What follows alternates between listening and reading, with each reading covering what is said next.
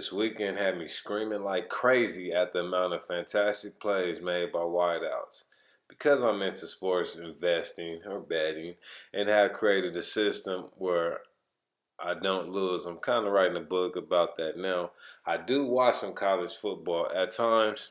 It does fill me with nostalgia.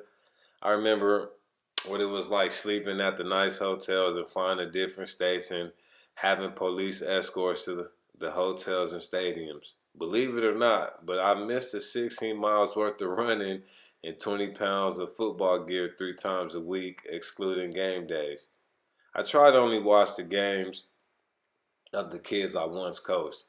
I sit on my couch with loose sheets of paper scattered around me, smoking whatever bomb-ass weed I happen to have stored in my mason jars. This weekend, I picked up an ounce of lemon cherry gelato, which did me right considering I just finished my last Gary Payton joint Friday night. If I didn't blaze, I couldn't watch a full game. The commentators are fucking awful. Plus, when you become a master or guru or something, it's like death watching bad shit. I'm a perfectionist to a certain extent. What makes me excel at teaching and coaching wideouts is that I built a progressive system that efficiently and effectively builds their games to elite status in the shortest or fastest amount of time. If an athlete follows my program, he could achieve lower levels of mastery in 5 to 7 years. And what I mean by lower levels is that the wideout would operate on pure animal instinct. Now, depending on the age of when I start with that kid and if I actually coach them in season will affect their game proportionately. An example of this is Detroit Lions second-year pro Amon-Ra St. Brown. I first worked with his eldest brother Equanimous when Amon-Ra was in 8th grade. He began working on footwork and cone drills that I previously used when I began training NFL prospects back in 2008. Along with that was his ability to soak up instruction I gave his brother and the other wideouts who played for the 707 team that I coached. His dad would ask me for drills and the reason behind some of the drills. Having an athletic father who's into performance really helped his maturation as well. So while the other kids may have trained, practiced once or twice over the weekend, the St. Browns would lift 3 days during the week, and if I remember correctly, have 2 days of cones and ladders. For 2 years before I accepted the coaching job in modern day high school, the wideouts I trained, I'll make a list one day, worked with me twice a weekend from middle of December until the end of June. In Robert Greene's book Mastery, the author explains that in order to achieve mastery, one must complete at least 10,000 hours of a certain skill. And the 10,000 hours have to be the right practice or the person will not master the skill. Not only did Ra have two other older brothers to mimic and learn from, he and middle brother Osiris, who played at Stanford, didn't make our top traveling 707 team. And as heated as his dad was at all the coaches, I'm sure this was additive fuel to prove the coaches wrong. Mind you, the two other coaches, Matthew Hatchett and Edel Shepard, played in the NFL. Coaching matters. Having the right coach changes an athlete's everything. Just imagine if Michael Jordan didn't play for Dean Smith in college, who retired as the winningest coach in NCAA history in 1997. He wouldn't be the best because he wouldn't have learned from a master teacher. This is in part why I think LeBron James can never be greater than Jordan. No matter how great LeBron's IQ, he never was taught by a great or legend, which some would argue is a reason for him being the greatest because of that glaring factor. In the summer of 2016, Osiris and Amon-Ra told their dad they wanted me to be their wideout coach after the wide receiver coach in modern day quit. What the kids or any of my friends didn't know is that I was driven to be the best wideout coach trainer the world had ever saw. I was more fortunate to have a good teacher in Keith Williams, who I hear is coaching with the Baltimore Ravens, and a great coach in Brent Brennan, who's the head coach at San Jose State. For the life of me, I could never figure out how Keith came up with the drills that we practiced in college. At first, when I began training, and like all novices, we start with the palette of someone we first learned from, mimicking their every word of instruction. When John Brown reached out to me with the proposition, I nonchalantly told him no because I was about to start my master's program. And I honestly didn't think I could possibly coach, which is a huge commitment, and obtain my master's degree in a 1-year accelerated program where each week was equivalent to 4 weeks. After some persuading, I agreed to meet the head coach because I'm the type of person who's always open for opportunity. I was known and respected by all the trainer and coaches, but none of them would say I was the best. Everyone knew I was the best, but starting my coaching career at Seymour High School, where the population is 99% black and Hispanic and is considered a hood school out of San Fernando Valley, it didn't attract big schools. Plus, I didn't have a big-named kid who played for me. Yes, I trained Trent Irwin, who went to Stanford and now who plays for the Bengals, Joseph Lewis, who went to USC, and who was, I think, #1 of his class. Jalen Hall of Oregon, Equanimeous St. Brown, Notre Dame, Iman Biggie, Marshall that went to USC, and so many other kids, but none of them played for me, so the credit went to their coaches as it should. Here's the crazy thing about greats. They usually start somewhere small before they get that big opportunity. In 3 years at Seymour, we finished 7-4, 8-4, and 11-3, losing in the championship game to Hamilton that was played at USC. I was paid $300, $0, and $1,500 over 3 seasons, driving from South Central and Inglewood 50 minutes to the Valley 6 days a week. Who knows what the fuck I was thinking, but I guess in order to be the best, you have to do what others are not willing to do. At the time, I still considered Keith as the best. I would tell the other coaches that I was coached by the best and even showed deference to Keith. But what kept driving me was how arrogant Keith became because of the college jobs he was obtaining. There were 2 questions I began asking myself as I would hear Keith tell me how he was better than me. The first question was, if you are the best, how come you never coached a #1 wideout? The best always attract the best. Number 2 question was, if you were the best, how come you haven't had a wideout drafted in the first round in the year you coached in? And number 3, how could you be the best without having any championship rings? This would be the detriment to Keith's so-called self-given guru moniker, in my opinion. Today, he still has no rings. I have this theory that wherever he coaches, the team ends up sorry. The Ravens were 8-9 last season. And I know, and I knew once I coached a #1 and won a championship, Keith couldn't fuck with me. And to this day, he still can't fuck with me.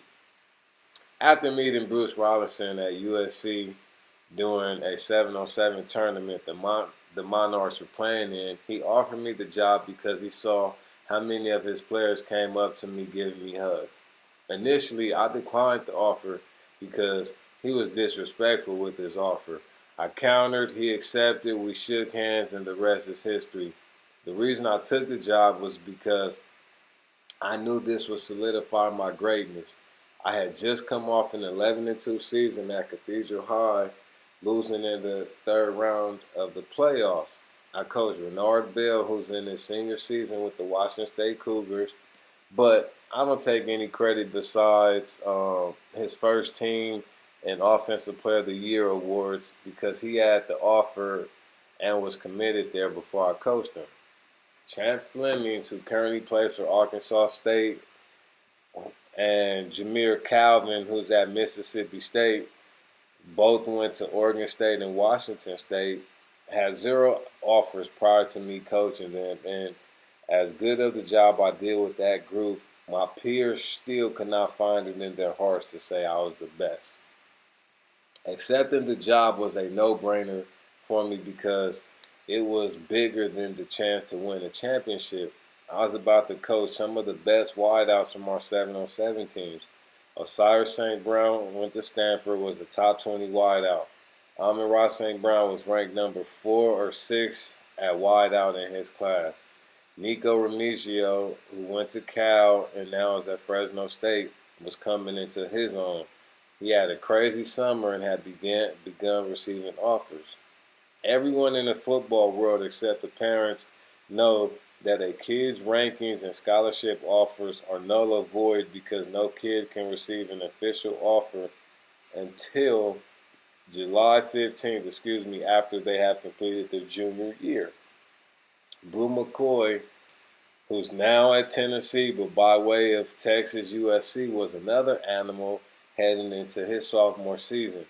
We lost in the finals that year to St. John Bosco after going undefeated in the first 13 games. But for me, it was a win. I was the first coach, and I believe still the only coach to have 4 wideouts make first team All-Trinity League in what's considered the best league in California, if not the country. Now, all I had left to achieve was becoming a champion. Amon-Ra received his number 1 ranking. My kid Jameer Calvin had become an Army All-American, and during the off-season is when I finally achieved mastery. From spring 2008 until spring of 2017, I dedicated my life to being the best. I chose wideouts over dating, partying, trips, you name it. I can't explain the explosion that went off in my head, but I remember everything about the night. I had figured out the keys to wideout play. It's indescribable, but what I can say is that your mind just never stops creating ways to enhance the play of your subject. Because I was tedious, meticulous, eager, persistent, enthusiastic, and chasing something to help others, this helped prepare me to being called the wideout guru, an adjective given to me, not one made up like my former coach. I tell part of this story because it needs to be said, but more importantly, it's the reason I can't watch college football the way I once did. The kids are sorry. There's a lot of bad wideout play. Don't get me wrong. Some of these kids are making incredible plays, and the athleticism of today's players are nothing short of amazing. The NFL wideouts can get away with bad habits because the quarterbacks are really good. And at the end of the day, the only thing that matters is did the player make the play or not. Gabe Davis gets my WOW award for his ability to make big-time plays. His first catch and touchdown was 98 yards of pure beauty. His second touchdown of 62 yards came by way of an incredible one-hand catch, giving him 3 catches for 171 yards and 2 touchdowns. Devontae Adams probably would have split the award, 3 catches, 124 yards, 2 touchdowns with Davis, but he bobbled an incomplete pass late in the fourth quarter that a player of his caliber must make. Then he got pressed on the final play of the game and ran into his own player, which inflamed him to the point of slamming his helmet and pushing a photographer on his way to the locker room. At Wideouts for Life, we do not condone this type of behavior, but we understand emotions get the best of us sometimes.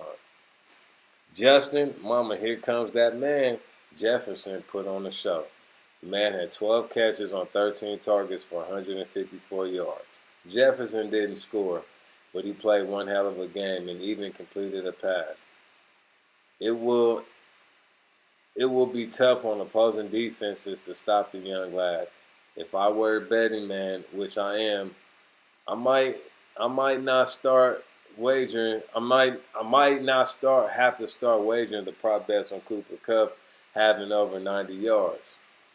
I might have to, Kupp got damn near that total on a shallow crossing route away from the Cowboys. Running away from Cowboys corner Trayvon Diggs with a one-hand catch, then accelerating past the boys' defense for 75 yards. Mike Big Dog Williams had a big performance against the Cleveland Browns. Williams finished the day with 10 catches for 134 yards on a variety of catches. His long big play came on a 38-yard post pattern where he high-pointed the ball over the defender. Stephon Diggs might be the best in the game right now. The game is really easy for him. I remember years ago I watched his workout videos on YouTube and admired not only how hard he worked, but that he was doing the right work. It's no surprise that he's making DBs look foolish on a weekly basis. Diggs caught 8 balls for 102 yards with 1 score. We only had 9 players who caught for 100 yards. Jacoby Myers of the New England Patriots reached the century mark on 7 catches and 1 touchdown. Marvin Jones of the Jacksonville Jaguars hauled in 7 catches for 104 yards and no scores. And Tyler Lockett of the Seattle Seahawks scored twice, 5 of his catches, scored twice, and 5 of his catches for 102 yards. I expect us to have more 100-yard performances next week and can't wait to watch. Wideouts, let's go.